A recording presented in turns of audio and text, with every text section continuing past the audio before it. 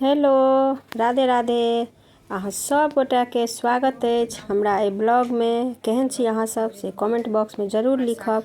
और आइ हम आयल छी परसा धाम, तो अहाँ सबके आब देखबै छी परसा धाम के मंदिर। और एखन हम आबि गेल छी अपना मिथिला में परसा धाम। और जे आसपास के लोग छी एरिया के तो हुनका सबके पता है जे परसा में सूर्य भगवान छथिन और ई धरतीये से निकलल छथिन।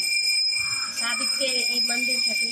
हम सब जब छोट रहिए, बहुत बच्चा रहिए, तो हम सब पैरे अभी अपना गांव से, मगर अब गाड़ी घोड़ा के सेहो मतलब कि साधन बहुत भ गेलै है, तो हम सब पैरे नहीं अबै छियै, अब गाड़ी से एलौ है एखन रिजर्व में। तो अहाँ देख सकै छियै चारू दिस आब तऽ कनी डेवलप भऽ गेलै। जे समय में हम सब बच्चा रहिए तऽ किछु अलग तरह के रहे, एते भी बाउंड्री सब नहीं छलै।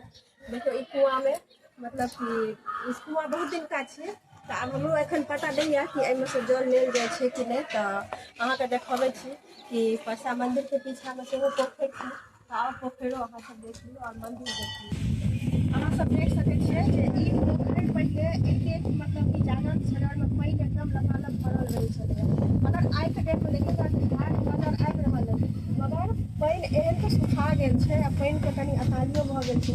तऽ आब हमरा बुझा पड़ैया कि बारिश जखन हेतै तखने एहि पोखरि में पानि बढ़तै। और हम सब पहिले बच्चा में आयल छी कए बेर तऽ नहायलो छी, सब नहायलो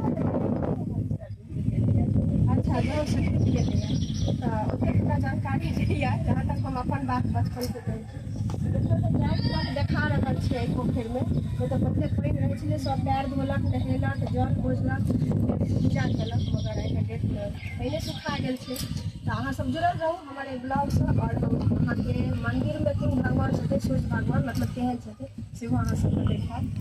फूल और लोटा नहीं बिकाय छलैया, तो हम एगोटा के पुछलियनि तो कहलखिन जे रवि दिन के भेटै छै, बाकी अहाँ आइ लोटा मंदिर से लऽ लिअ और फूल एही पेड़ से तोड़ि लिअ। तो हम तोड़ि लेलहुँ। ओहिके बाद हम एक दू गोटा से पुछलियनि जे एहि पोखरि के बारे में कि नया जाइठ गड़ायल छै, की कारण छै जे एहिमे पानि सुखायल छै। तो ओ हमरा सबटा बात बतेलथि कि बहुत घटना भेलैया एहि पोखरि में, बहुतो बच्चा डूबि कऽ मरि गेलै, और घाट बनबै लए जे आयल छलै 23 साल के आदमी, ओहो डूबि के मरि गेलै, और घाटे लग में ओ डूबल रहै। आ मेन बात छलै कि जे एकर पूजा नहीं भेल छलै पोखरि के, जाइठ नहीं गड़ायल रहै, ताहि दुआरे से बुझाइया कि एते घटना होइ छलैया। ताहिके बाद ओ पानि के सबटा उपछल गेलै दमकल द्वारा, ओहिके बाद ओ पोखरि के जाग भेलै। आब ओहिमे पानि भरल जेतै आ बारिश हेतै तऽ अपने भरि जेतै।